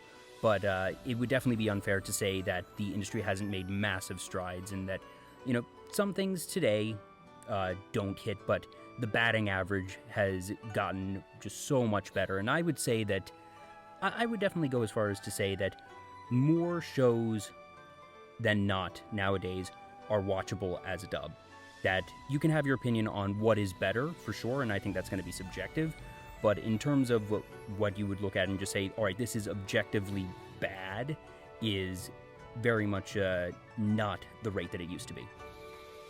Yeah, I would still say there's a lot of them that I just like cannot. Yeah, for sure. And that just depending on your taste, you might never be someone who really enjoys dubs, and that's okay. Yeah. See, I saw someone in the chat mention Pokemon dubs, but I like the Pokemon dub. Yeah, well, I really like the Pokemon dub because it's just nostalgic. Oh yeah, for sure. It's like the right type of garbage that reminds you of being a kid and watching bad TV. Yeah. And the thing is, if you think about it, the dub, there were very few things that were actually changed. It's just that we clearly and vividly remember those few things that were changed. That jelly Yeah, donuts is one of the things, but also, jelly donuts are not really, onigiri, rather, are not really a thing outside of Japan. That the concept of a rice ball for a kid in the US, I'm not sure if it's maybe a bit more prevalent in New Zealand, but, when I saw it in the animation of, all right, this is some weird white thing with a black strip going over it, I didn't quite understand what it was at first. And I could obviously tell it's not a jelly donut, whatever the heck it is, but I can understand. It's just saying that it's food. Yeah. Yeah. I think the world has gotten significantly more international For sure. than it was in the 90s. And I think, especially people in, like, who are Zoomers, the Zoomers don't really know that things were foreign and weird for a long time. Yeah. And you wouldn't have much cross-culture, that, like, everything more or less got Americanized. Yeah. And like these days, people are more accepting, especially for their kids, of the crazy foreign stuff. But in the 90s, when it came to cartoons, it was all you had to Americanize it, or it wouldn't for sure catch on. Otherwise, it'll be foreign propaganda. Yeah. But like I said, that even the old Pokemon dub, they had those particular instances, but on the whole, that it was translated, if you think about it, pretty faithfully, because most of it is pretty simple of, all right, battle, and, we're going to change the names and whatnot to make sense in English, because there's just as many English puns as we have in the English names. There was a lot of Japanese puns that would not scan if you were to keep the original name, but the major plot points weren't actually changed for the most part. So, yeah. And goodness knows that Pokemon and Yu-Gi-Oh! And the sort of 4Kids block, as it was known in the US, I'm not sure which networks showed it in New Zealand, but that slate of shows is really the gateway that opened our generation and a lot of the West as a whole to anime. And that, goodness knows, without Dragon Ball Z and Pokemon in particular, like those two shows, actually, I'm going to put Sailor Moon in that. So I'd say those three shows are just so directly responsible for the evolution, pun half intended, I suppose, of the anime industry and fandom outside of Japan. Yeah, it like definitely. I feel like it's understated how much of a thing, particularly Dragon Ball Z and Pokemon were. Like, everyone knows what they are. Yeah. If you're a 90s kid, where I just don't think there's anything that is as prevalent anymore. Yeah, and part of that is just the fact that back in the day there was no competition. That it was, you have these American cartoons and then these anime things that just the anime things. the anime shows, the ones that were different, the ones that you, even if you didn't understand as a kid that what you were watching was from Japan, that you could tell on sight simply that this was something different. Yeah. And that and there it's wasn't exciting, anything else right? like it. Yeah. Like, oh, foreign. Yeah. I remember I was at my grandparents' house at the end of the Frieza saga. Ooh. And they made me go out, so I missed the end of the Frieza saga on TV, and I cried. I cried. Oh, that's the worst. And goodness knows, back in that day, like, unless you were recording it on VCR, that you'd have to wait for it to be aired again, and goodness knows when that's gonna happen. It's not like YouTube was a thing. It's not like even like that was before you would even have certainly legal streaming options weren't a thing at that time, but not even illegal streaming options were a thing at that time. That it was just, all right, it's gone into the void. To find someone who recorded it and had a tape of it. Yeah, or go to Blockbuster and hope that they have it. Yeah. So I was very distraught, and my grandparents were like, "Why?" But I was like, "No, I want to know if Goku left Namek." Yeah, I remember one of the first episodes I saw of Dragon Ball Z, because I'd heard about it, and I'd heard that a lot of people liked it, and it was very popular. And for whatever reason, one of the first episodes that I decided to actually sit down and watch was the episode where Goku hits Super Saiyan 3 for the first time. And he spent literally half of that episode yelling. That it was just him charging up, and me watching this having no context of what this battle is, or, like, I had heard, all right, I know Super Saiyan is when the hair gets yellow and gets big, but I have no idea what the plot is, and the main character is just yelling half the episode, and I was like, all right, I guess some people enjoy this, whatever, not really for me, and didn't bother watching another episode of DBZ for 5 years. Oh, really? So just, like, passed you by?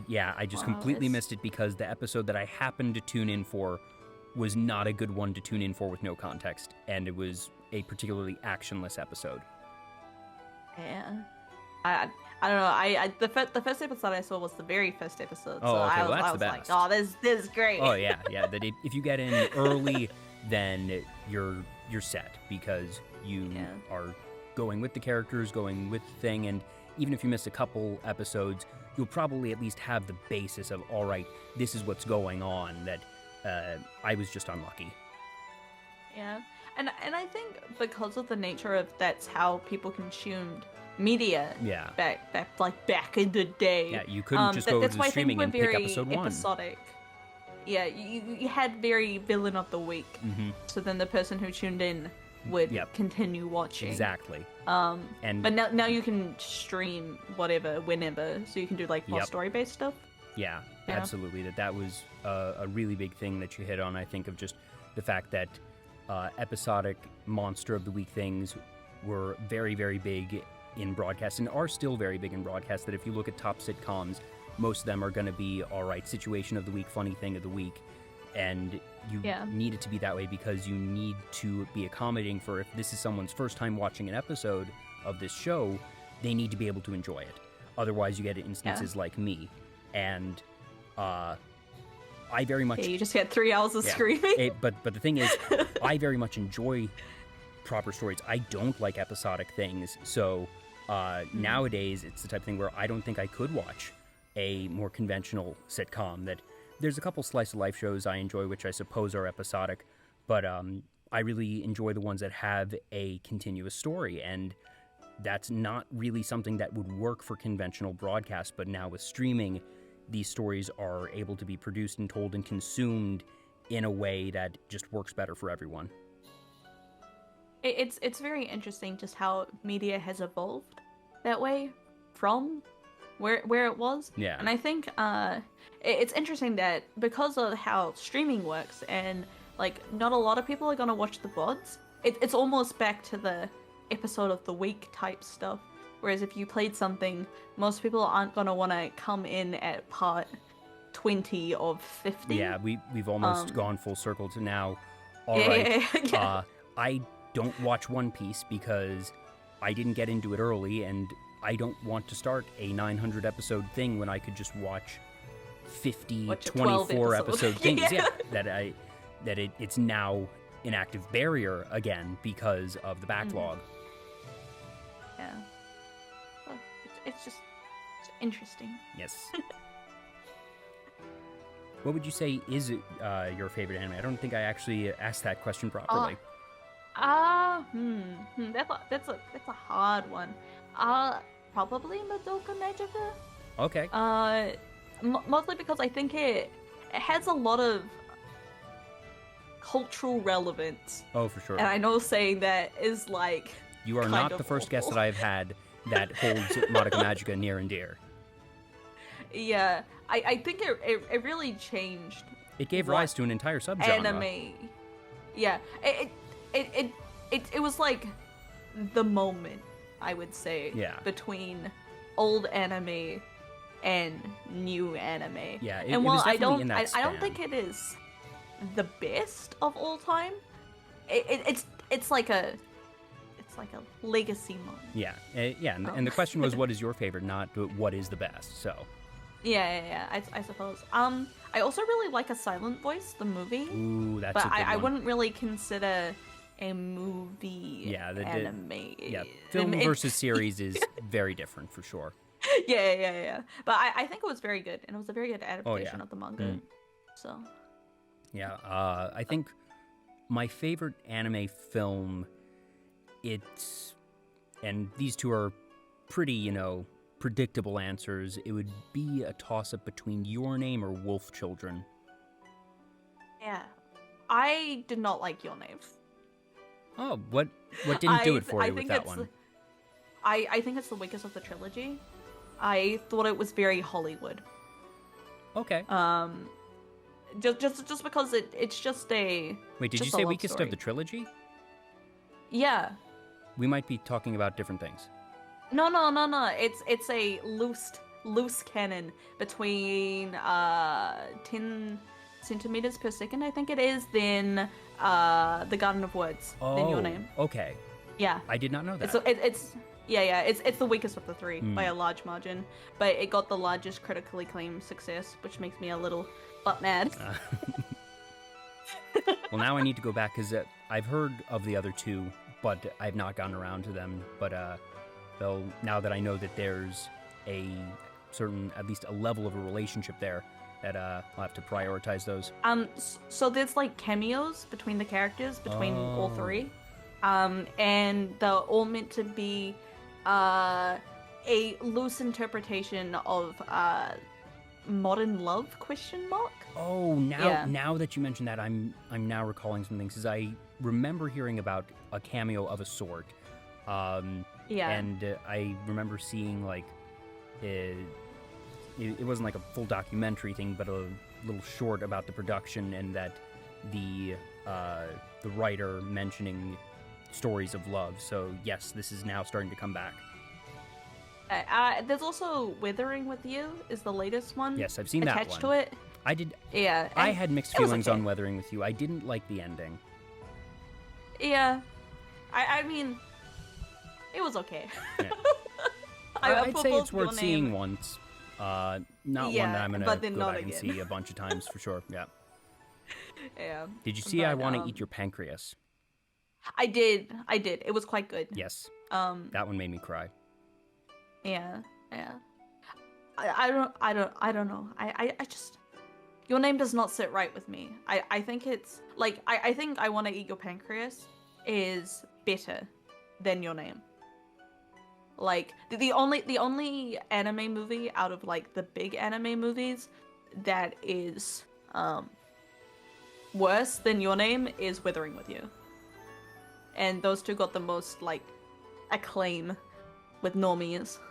Yeah, that for whatever reason, Your Name was the one that definitely had the big breakout, and then Weathering with You was the very next one, so it was riding on Your Name's coattails. Yeah.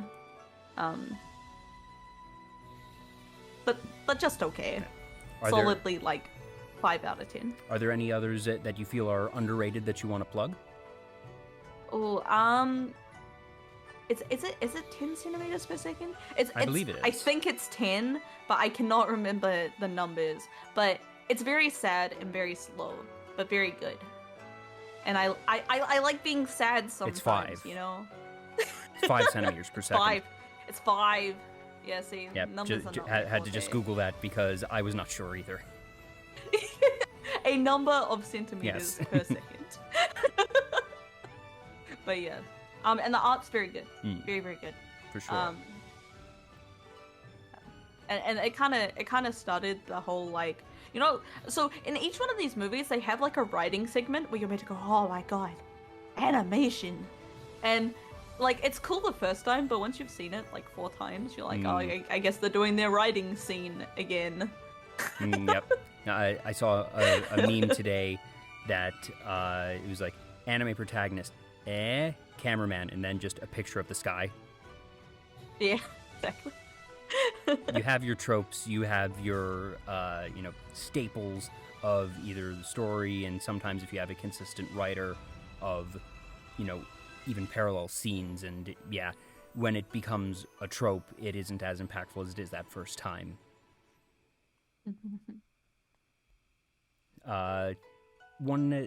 One of the other shows you mentioned to me that you really enjoyed was Love Live and also Idolmaster, just idol shows in particular, I suppose. Oh yeah, I love idols. I particularly love 2D idols. That's how I got into VTubing. Oh. Because I think more than anyone else, I came from the 2D idol side. So where I think most people came from like just random YouTube anime recommendations. But I guess it means that like I've kind of been here longer than most people since I found quite like possibly. Hololive and like before Coco's debut is when I started following Hololive. So I think that would be late 2019, I think. But yeah, I love me some idols. I would like to be a Doki Doki idol someday, but I think I'm too much of a garbage gremlin. Hey, if Coco can have an idol outfit, so can you. That's true. All I need is to make some more poor financial decisions, and then I can be a Doki Doki idol. I never said it had to be soon, just someday. Do you have a particular favorite, either idol group or even if it's just maybe a particular song? I would say out of the Love Live girls, I really like Aqua's. And I know that's an unpopular opinion because most people like Muse, but I really like Aqua's. I think they're cute. I enjoy it when I see anime girls trying their best. Yeah. And goodness knows that that is what idol anime is. I mean, essentially, yeah. It's like just the female version of like sports anime, which I do very much enjoy sports anime as well, like Haikyuu and stuff. Yeah, that's actually an interesting thing that you mentioned because I've had just some conversations with friends and talking about different categorizations of things, and I've also sort of come to the realization that, yeah, idol anime is a version of sports because there is the inherent competition that it's not necessarily, all right, scoring points in a formal match style, but the competition of just, all right, there's these other groups around, whether it be a formal competition that Love Live named after the in-universe competition where there's the voting and the ranking and all that, or if it's just, all right, the competition of the industry at large. Yeah, just like a popularity competition. And it's all about making friends and then succeeding together with your nakama. And also making mistakes along the way and learning about yourself and others. Yeah, and dealing with the frustrations of defeat. Let's go, sports. Yes. Yeah, I really didn't think I would enjoy sports anime. And then I watched it and I'm like, oh, this is just Idol but with boys.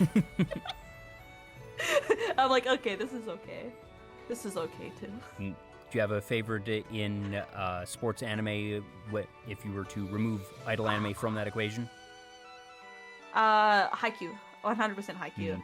I know that's such a basic opinion.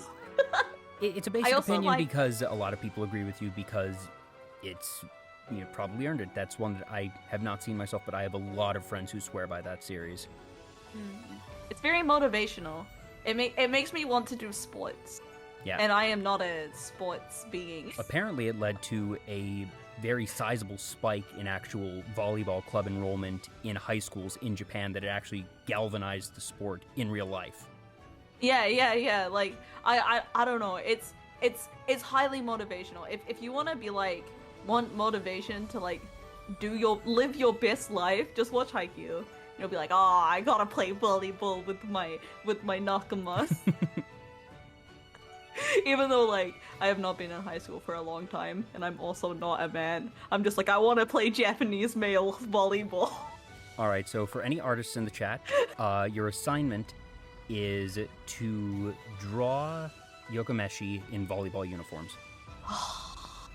Oh my god. I will... Exciting. Although I only found out recently that I am the tallest in my group. And I am not tall. I don't think would be very good at volleyball. How tall are you? I'm technically 5'3.5". Oh dear, and you're the tallest? Yeah, I'm the tallest. Well, I suppose it's kind of cheating when one of your members is literally inches tall or long, depending on how you wish to measure them. That's true. But like, I worry about the rest of the group being like actual short. And by foot, like you don't measure. You measure from the ground upwards. Like little maybe 6 feet long, but that's not how you measure height. You measure from the ground upwards. That's how you measure snakes. Also, had to decline a couple messages in the chat. I totally get that what you guys are saying is okay, but the Automod bot remembers terms, and I want to just make sure that certain ones don't get through for future people who might not have as humorous and pure intentions. So, if you saw a message that I declined a thing, that was why. Sorry. Anywho. Not a problem. Yeah, so do you remember, I suppose, hopping back to Yokomeshi for a little bit, do you remember how you first met all the different members? So I guess, I'll start in order that I met them. It'll be very exciting. It'll be like an anime arc. Yeah. Origin story time. So I met Eros when I was a baby streamer with only 10 viewers to my name, and Eros rated me with a whole 20 viewers. Gasp. Oh, gasp! And it was my first ever big raid, and I was like, oh my god, this is so many people.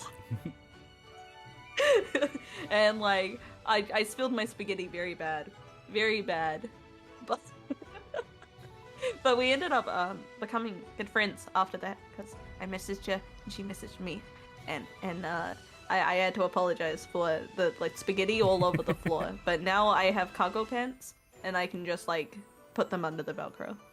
The spaghetti is secure. I hate that I completely understand that analogy. I will redact how I met Little, for his own safety. Oh, lucky you, Little, because he's in the chat saying Kaz no, and then Kaz yes. Oh no, people want to know though. Do I drag his name through the mud? That is the question.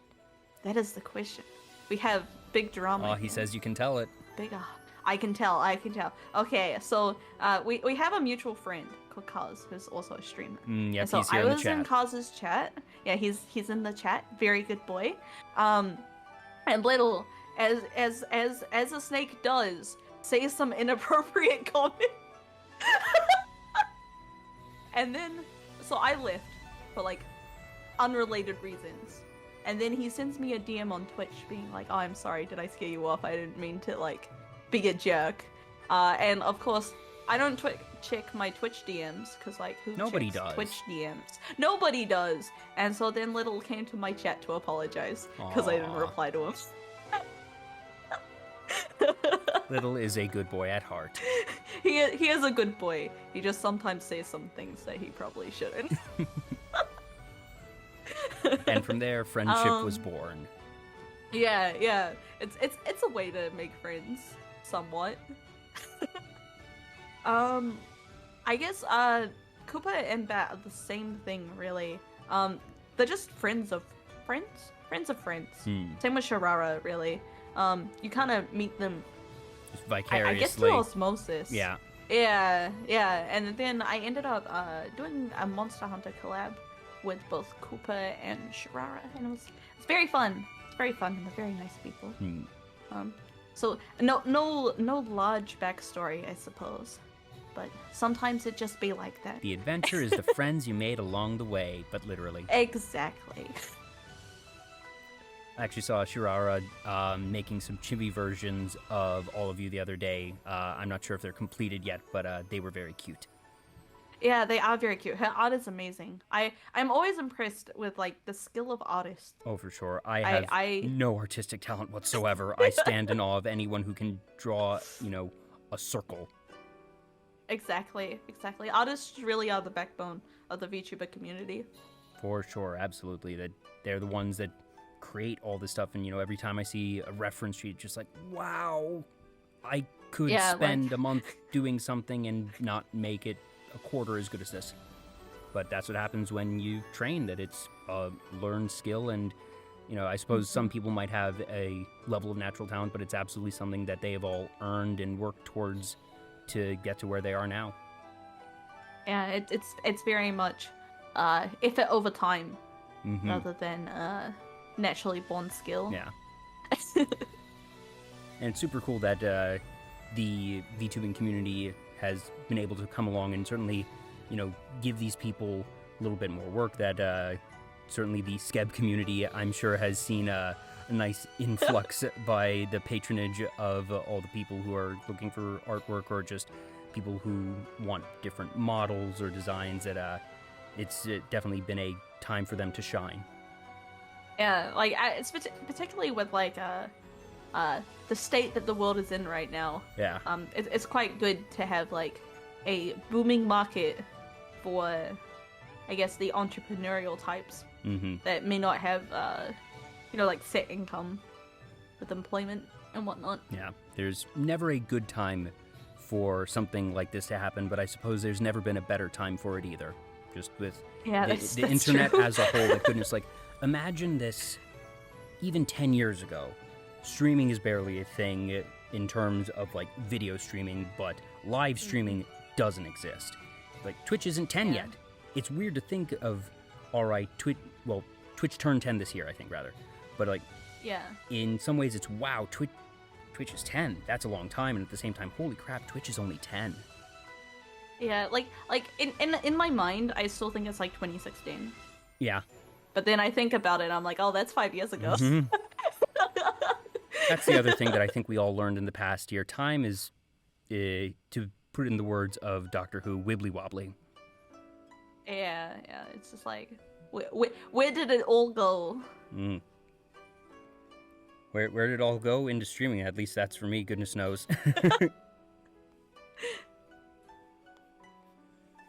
So, when you're not streaming and when you're not playing games, do you have any other hobbies that you like to do, or is this sort of, I guess, your bread and butter? Kind of my whole thing. I don't do a lot outside of your typical unironic weeaboo fear, unfortunately. Don't worry, I'm basically in the same boat. One day actually, this can kind of count as a hobby. I've been going to the gym so I can do one pull-up. Ooh, very impressive. Yes. I'll get there someday. Ring Fit stream but when? That's my goal. Ring Fit streams are dangerous. They're a bit yabai.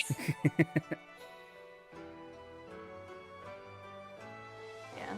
I'll let you know if I ever reach my goal of one singular push-up. Oh dear. Not push-up, pull-up. Did I miss something? Because chat is now going, we don't talk about Ring Fit, no Ring Fit. I get the feeling I missed something. I did one Ring Fit stream, and it was going pretty okay. But then I got rated by a reasonably bigger streamer during my Ring Fit stream. And the chat was incredibly horny. Oh. Painfully horny the whole time. Unfortunate. And it was a bit uncomfortable. Gotcha. The mods went on a bapping streak though, so I mean, they were being busy. They were earning their no income. Yes. But that's unfortunate. I mean, it happens. No, you try sadly. some things happen. But yes, okay, so now I definitely understand no Ring Fit stream. Gotcha. Yeah, no Ring Fit stream. You cannot trust Twitch chat. Oh dear, now they're saying pay us in the chat. Sorry, I didn't mean to... No. You just ignore them. Just ignore them. Go Okay. back to the salt mines. Yes. Oh dear. Goodness, we've been at this for almost 2 hours now. Wow. It went very fast, at least for me. Yeah, no, this has been super, super fun. I don't want to keep you too long, but I guess before we go, do you have any other particular topics or Yozo lore that you might want to share? Yozo lore. I'm not a cringe little butt baby. That's the Yozo lore. You heard it here, folks. Press X to doubt as you see fit. I'm also not a bottom. I just want to state that on the record.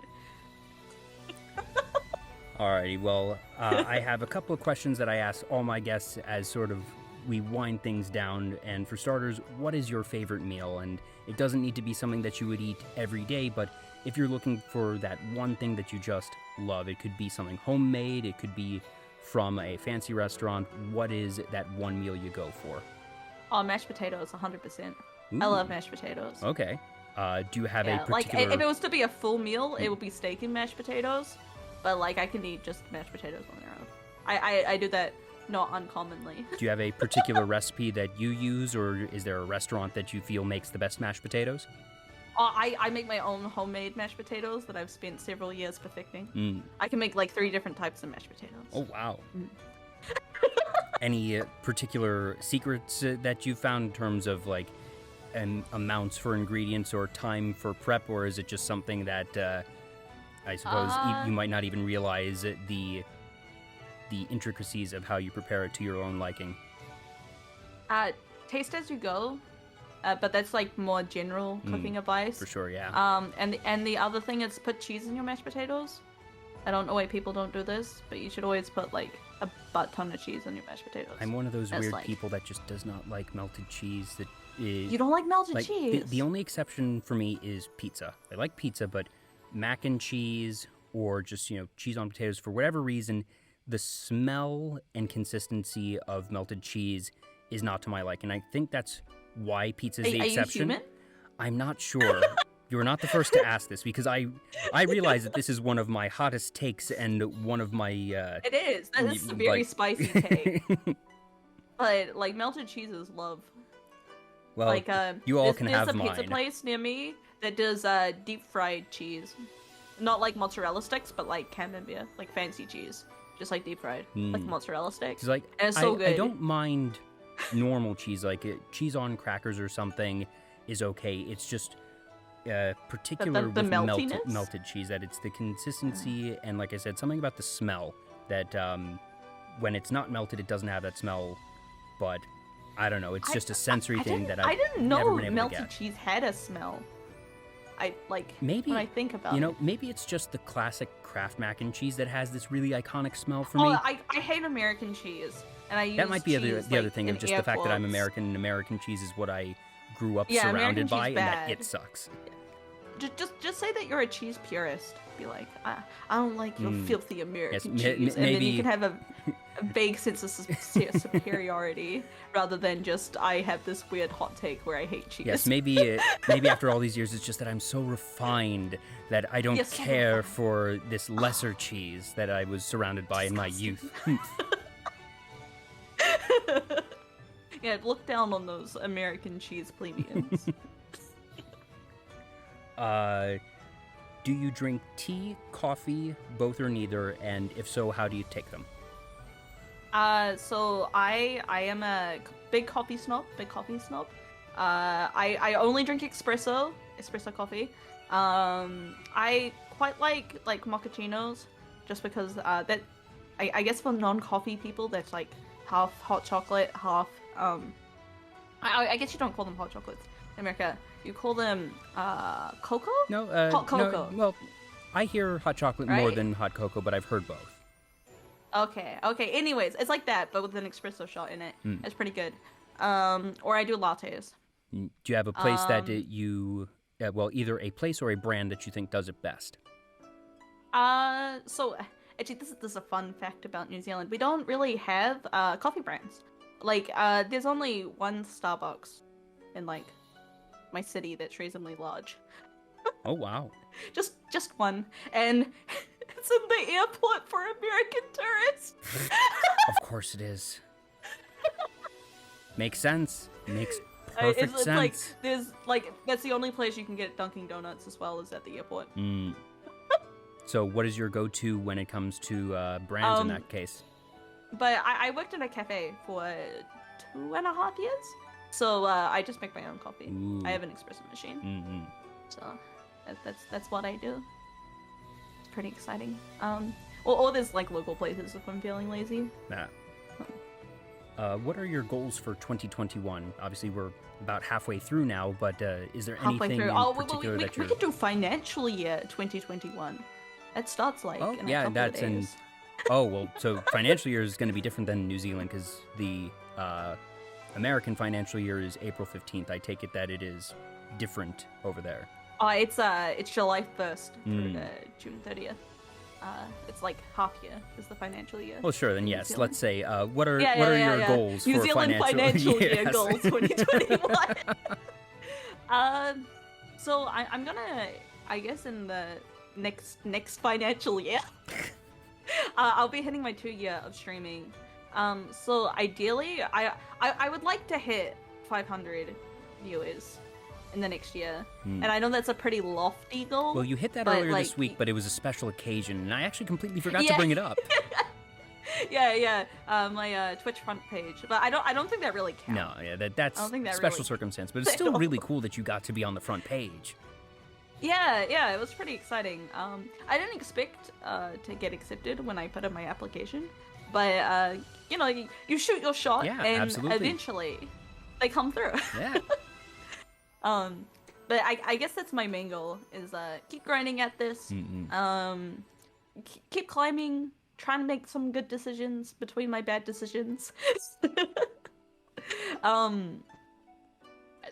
I think it's important to have a goal to work towards. For sure. But I think if you focus too much on it, it can get away of like what you do now. Yeah, and there's a balance. when it comes down to it, like every day I'm living my dream, unironically. And I get to work towards it, and it gives me a great deal of happiness and satisfaction. So I guess I'm happy where my life is right now. Yeah. Very, very happy. Do you remember what it and- was like? Because you mentioned earlier that you are a full-time streamer. Do you remember what it was like making that transition from, all right, this is something I do on the side, to, all right, this is what I do? Well, that was 2 weeks ago. Oh. Could have fooled me. For some reason, I thought it had been earlier, but I guess, hey, recency, so you'll probably remember very clearly what it was like. Yeah. I guess I'm still going through it.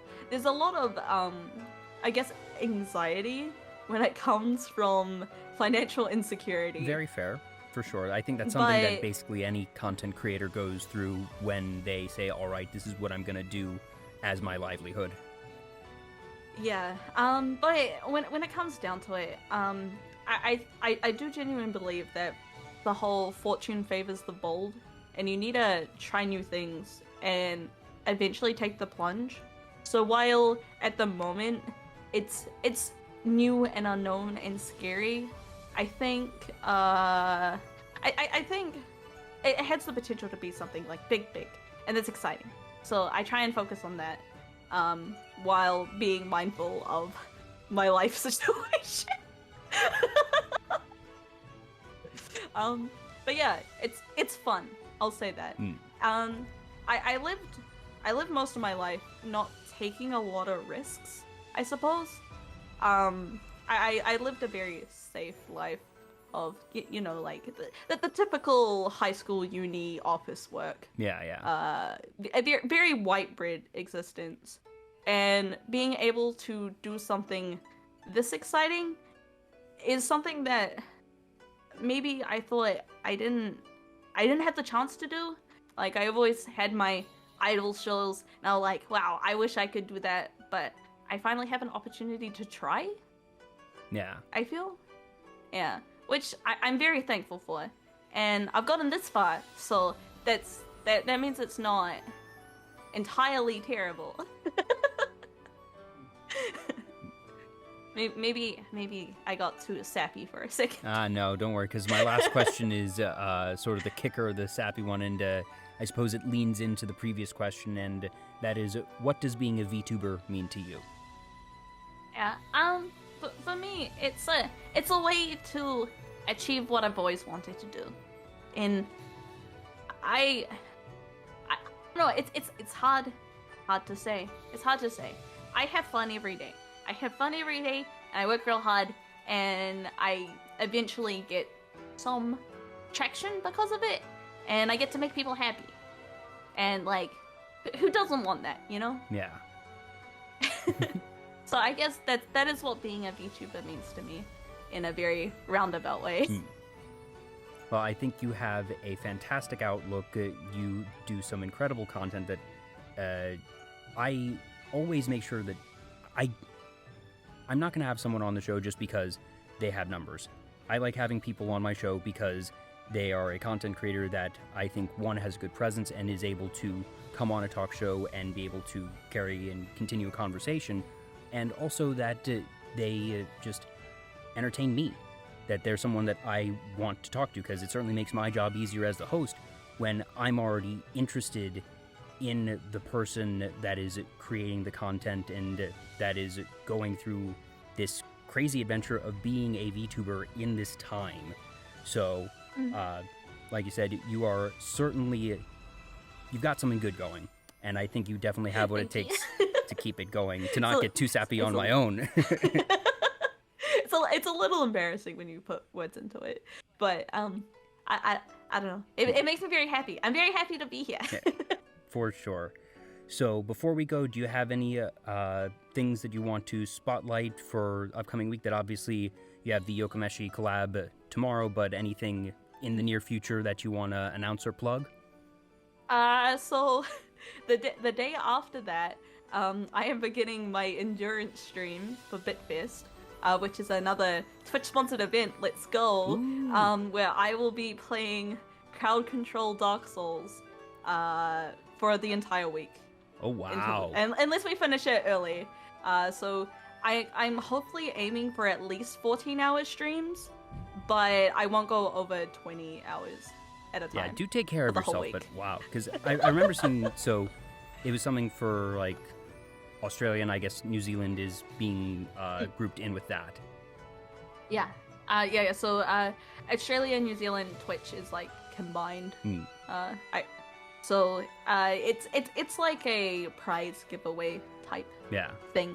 But I've never done an endurance stream before. So, well, I've done like 12-hour streams, but not like back to back, or not for like a long time. So yeah, I'm making my mods sweat. Oh. Oh dear. Yeah, because they're gonna need to be on for a fair while themselves for that. Oh dear. A fair amount of that, but it's gonna be a good time. It's gonna be a good time. I very much enjoyed the Soulspawn series, and it's been a while since I played Dark Souls 1. So, yeah, I guess as long as not too many people reset my entire run on like day 3 or day 5, it'll be okay. So it'll be okay. Wait a minute. So you mentioned resetting. I guess I'm missing something here. So I get the idea of the run. I'm doing it with crowd control, which is essentially people can like pay for certain effects to happen in game, and one of them is just to reset the whole game. Oh, okay. I've heard of stuff like that happening for Pokemon Nuzlocke and things of, Yeah. It's the same. Release Pokemon or reset a run, but it usually scales a number of times you reset. The price point increases to make it so eventually it's not going to be practical for someone to make you reset at the end or anything. I think I could up it, but I'm just going with the default and then seeing how it goes. Yeah. Well, I'm sure that will be plenty of fun. I'll definitely be tuning in for a fair bit of that. I mean, I'll be there all week. Yep. You two mods, I see you in chat, so you all have fun with that. Yeah. The mods don't need sleep. Yeah. They'll be fine. Oh, dear. Well, Yozo, this has been so much fun. I hope you enjoyed yourself as much as I did, and thank you to everyone in the chat. I will go through the follows super quick. Drex08, scrolling. Pseudo, Neko Ninja 13, The Coffee Knight, Red and Beam, Lex Arthur. I think that hits everyone that did it, not in the opening surge, as it were. But thank you so much, and to you as well. Oh, now they're just trying to tease me as well. Frozen Scarecrow. But Yozo, this has been... Yeah, thank you for having me. Thank you for having me. My pleasure. It's been a pleasure. Yeah, this has been my pleasure for sure. Thank you all so much for tuning in. Thank you, Yozo, for being here. This is VTuber Talk. I'm Jay. I try to do these shows once a week, so if you want to find out who I'm interviewing next time, you can follow me here on Twitch or on Twitter. And until next time, you all have a good night.